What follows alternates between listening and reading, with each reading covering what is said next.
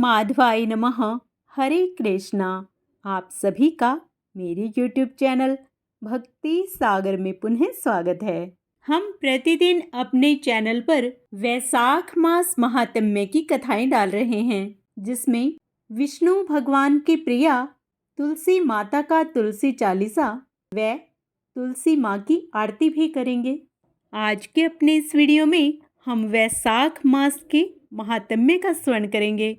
कृपया हमसे ऐसे ही जुड़े रहने के लिए वे प्रभु भक्ति में लगे रहने के लिए मेरे चैनल को सब्सक्राइब अवश्य कर लें। वीडियो यदि पसंद आए तो लाइक एंड शेयर भी कर दें। वैशाख मास का महात्म्य प्रारंभ करने से पहले आइए वैशाख स्नान की एक और कहानी सुनते हैं। प्राचीन काल में एक गरीब ब्राह्मण था जो अत्यंत निर्धन था, परंतु धर्मात्मा था। वह हमेशा भगवान विष्णु की भक्ति करता था, लेकिन जीवन में अनेक कष्टों का सामना करता था। एक दिन वह अत्यंत दुखी होकर जंगल में चला गया और वहीं भगवान से अपने दुखों का कारण पूछने लगा। उसी समय वहां धर्मराज प्रकट हुए और बोले, हे ब्राह्मण, तू पूर्व जन्म में एक राजा था, लेकिन तूने कभी वैशाख मास में स्नान और दान नहीं किया, इसलिए इस जन्म में तुझे दरिद्रता का कष्ट भोगना पड़ रहा है। यदि तू इस जन्म में वैशाख मास में नियम पूर्वक गंगा स्नान, तुलसी को जल अर्पण और भगवान विष्णु की पूजा करेगा तो अगले जन्म में सुख संपन्न जीवन प्राप्त करेगा। ब्राह्मण ने धर्मराज के बताए अनुसार पूरे वैशाख मास में प्रातः काल उठकर स्नान किया, दान पुण्य किया और विष्णु सहस्त्र नाम का पाठ किया। फलस्वरूप उसका जीवन धीरे धीरे सुधरने लगा और अंत में वह स्वर्ग को प्राप्त हुआ। इस कहानी से हमें सीख मिलती है, वैशाख मास में नियमित स्नान, दान और भक्ति से पापों का नाश होता है। भगवान विष्णु की उपासना इस मास में विशेष फलदायी होती है। विशेष रूप से जल, अन्न, वस्त्र, छाता, जूते आदि का दान इस माह में करना अत्यंत पुण्यकारी माना गया है। पुनः मन में भगवान श्री हरि का ध्यान करते हुए वैशाख मास का आगे का अध्याय स्मरण करते हैं। मैथिल्य बोला, हे ब्राह्मण, आपने कामदेव की स्त्री रति का चरित्र वर्णन किया और जैसे देवताओं का बताया हुआ जो अशून्य शयन का व्रत धारण किया वह मैंने सुना। अवश्य व्रत के धारण करने की विधि वर्णन कीजिए। इसमें क्या दान करना चाहिए, उसकी विधि क्या है, पूजन की क्या विधि है और उसका फल क्या है। हे भूदेव, यह सब मेरे सामने कहिए। इन बातों को जानने की मेरी बड़ी अभिलाषा है। यह सुनकर श्रुतदेव कहने लगे, हे राजन, यह व्रत महापापों का नाश करता है। इसका नाम अशून्य शयन व्रत है। इसका विधान श्री हरि भगवान ने लक्ष्मी जी से कहा था। वह सब मैं तुम्हें सुनाता हूँ।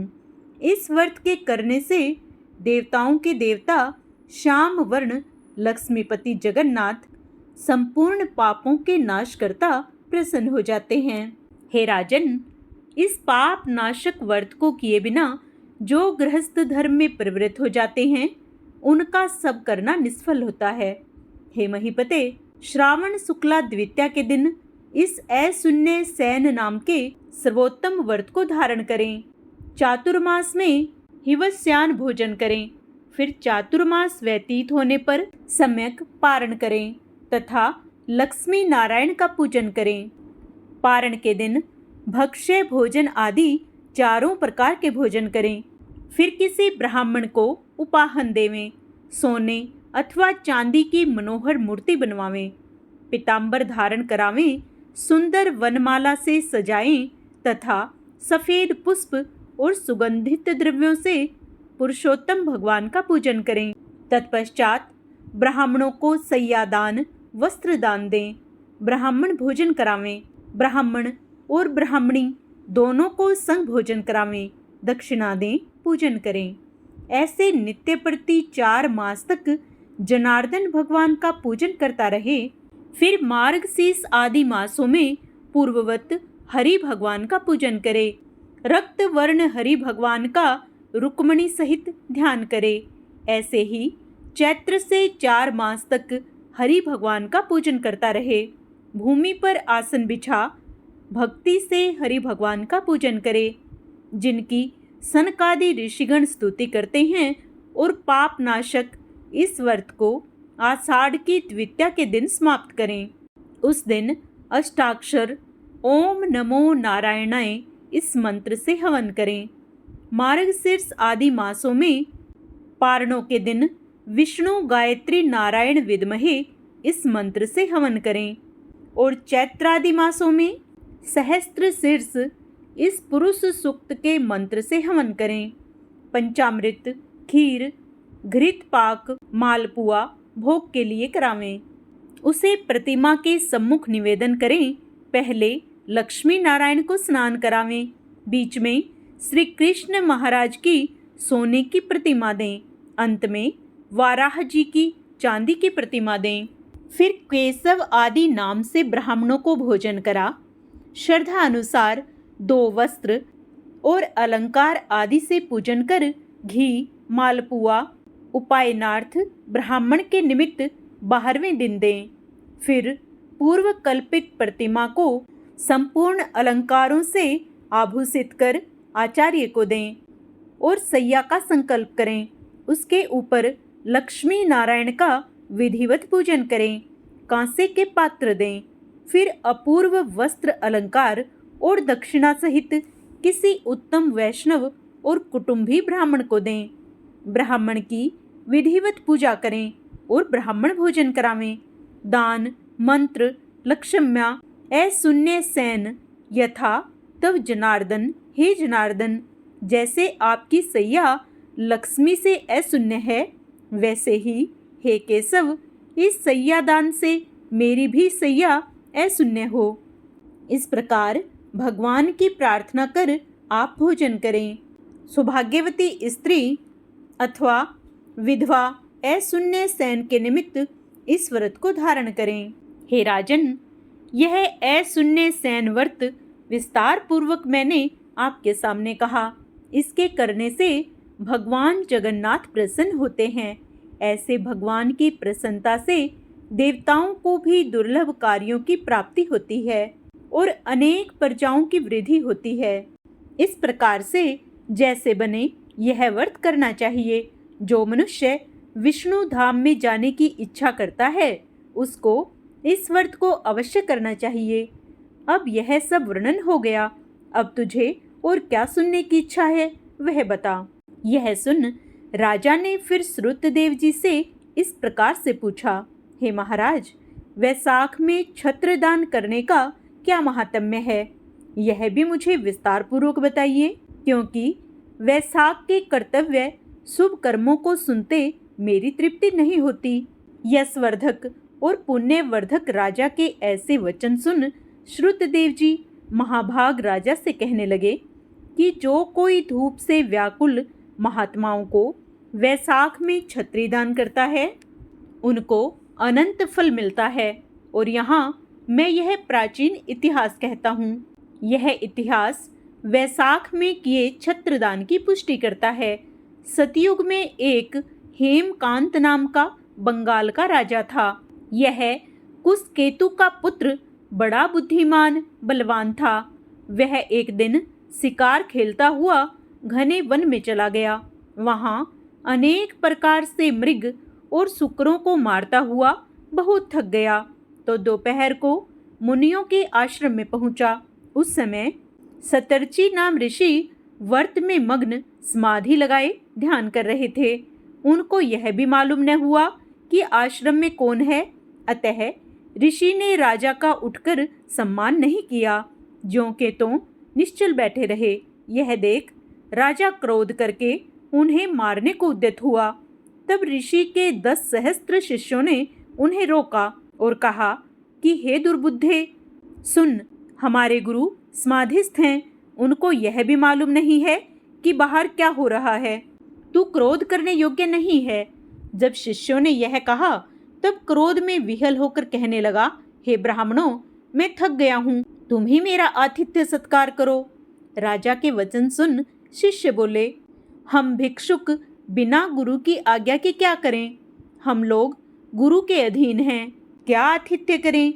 शिष्यों के ऐसे प्रत्युत्तर सुन राजा ने उन्हें मारने के लिए धनुष उठा लिया। बोला, मैंने तुम्हारी दस्यु और पशुओं से अनेक बार रक्षा की है, मुझसे ही तो तुमने प्रतिग्रह लिया है और मुझे ही शिक्षा देते हो। ये बड़े आत्यताई हैं, इनके मारने में कुछ दोष नहीं। इस प्रकार अत्यंत क्रोध कर धनुष से बाण छोड़ने लगा तो वे भागने लगे। उन्हें रोककर राजा ने उनमें से 300 शिष्य मार डाले तो डर के मारे से सभी शिष्य आश्रम छोड़ छोड़ कर भाग गए। जब सभी शिष्य भाग गए, पाप बुद्धि सैनिकों ने उन सब वस्तुओं को ले लिया और सबने खूब भोजन किया। इसमें राजा का भी अनुमोदन था।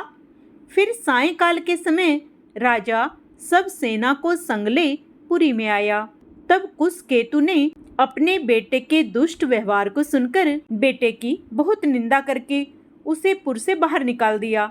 हे राजन, क्षमाहीन पुरुष देश के शासन के योग्य नहीं होता है। जब पिता ने उसे त्याग दिया तब राजा हेमकांत व्याकुल होकर गहन वन में चला गया, जहां उसे उन ब्राह्मणों की हत्या सताने लगी। उस गहन निर्जन वन में बहुत काल पर्यंत वास करता रहा और जीव जंतुओं को मार मार कर पेट भरने लगा। उन हत्याओं के पाप से उसकी कहीं भी स्थिति न हुई और जहां तहां मारा मारा फिरने लगा। ऐसे उस दुरात्मा के 28 वर्ष व्यतीत हो गए। एक दिन तीर्थ यात्रा करते करते त्रित नामक मुनि वैशाख महीने में दोपहर के समय उस वन में चले गए। वह मुनीश्वर धूप से व्याकुल हो रहे थे, तृषा के मारे पीड़ित हो रहे थे। कहीं वृक्षहीन स्थान में वह ऋषि मूर्छित होकर गिर पड़े।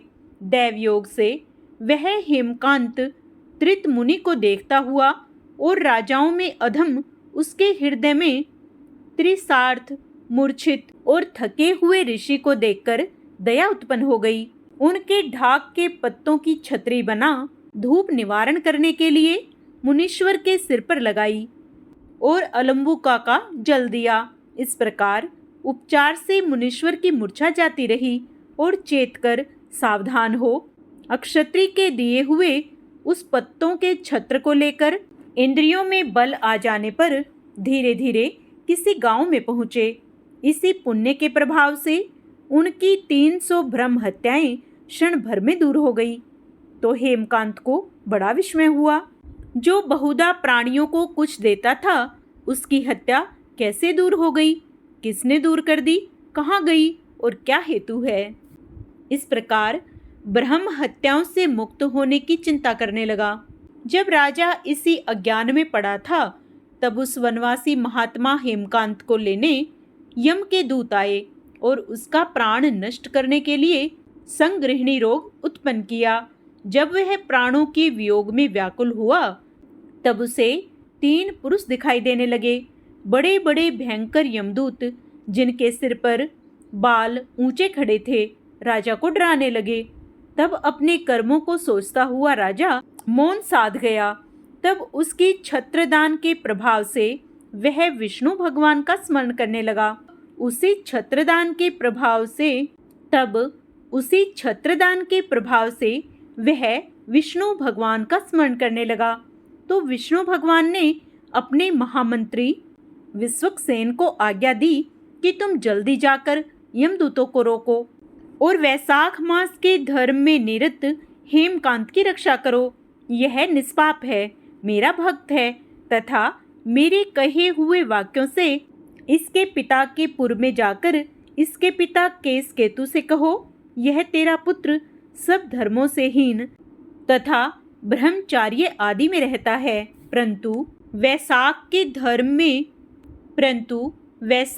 धर्म में निरत होने से मेरा प्यारा है, इसमें संशय नहीं। तेरे पुत्र ने बड़े पाप किए हैं, परंतु उसने धूप से व्याकुल मुनि की रक्षा की है। अतः वैशाख में छत्रीदान करने से यह निस्संदेह निष्पाप हो गया है तथा उसी पुण्य के प्रभाव से यह शांत, जितेंद्रिय और चिरंजीव हो गया। अब सूरता, उदारता आदि गुणों में तेरे समान हो गया है, अतएव तू इसे राज्य का भार सौंप दे। यह बलवान है। केसकेतु राजा से यह भी कहना कि यह विष्णु भगवान की आज्ञा है। राजा को इस प्रकार समझा बुझा हेमकांत को पिता के पास पहुंचाकर मेरे पास आ जाओ। भगवान की ऐसी आज्ञा पा महाबली विश्वक्सेन यमदूतों को भगाकर हेमकांत के पास पहुंचा और उसके शरीर को हाथ से स्पर्श किया। भगवान के पार्षद के स्पर्श करते ही उसकी सब व्याधि दूर हो गई। फिर विश्वक्सेन हेमंत को अपने संग ले नगर को गया, जिसे देखकर केसकेतु को बड़ा आश्चर्य हुआ और भक्ति पूर्वक सिर झुकाकर पृथ्वी में गिर दंडवत कर भगवान के पार्षदों को घर के भीतर ले गया तथा अनेक प्रकार के स्तोत्रों से स्तुति कर अनेक उपचारों में पूजन किया।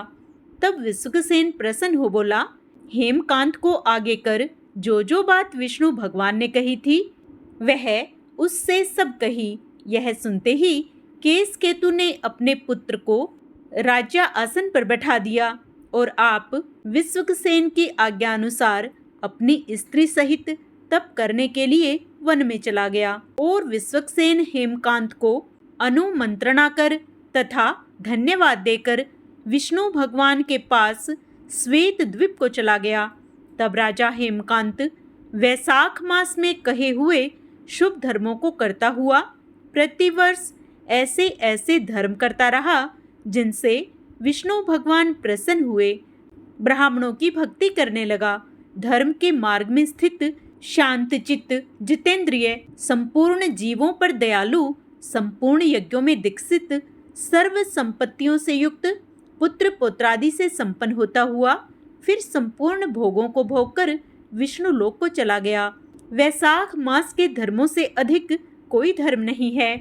ये धर्म सुख पूर्वक होते हैं और इनके करने में पुण्य भी बहुत होता है। ये धर्म पाप रूपी ईंधन को जलाने के लिए अग्नि के समान है। यह सुलभ तथा धर्म, अर्थ, काम, मोक्ष रूप पुरुषार्थ चतुष्टय का दाता है। आज का अध्याय यहीं समाप्त होता है। आगे का अध्याय हम अपने कल के वीडियो में करेंगे। पूर्ण पुण्य लाभ प्राप्त करने के लिए व वैशाख मास में श्री हरि की भक्ति से जुड़े रहने के लिए आप उसे भी अवश्य स्मरण करें। जय श्री हरि। आइए अब माँ तुलसी चालीसा का पाठ करते हैं।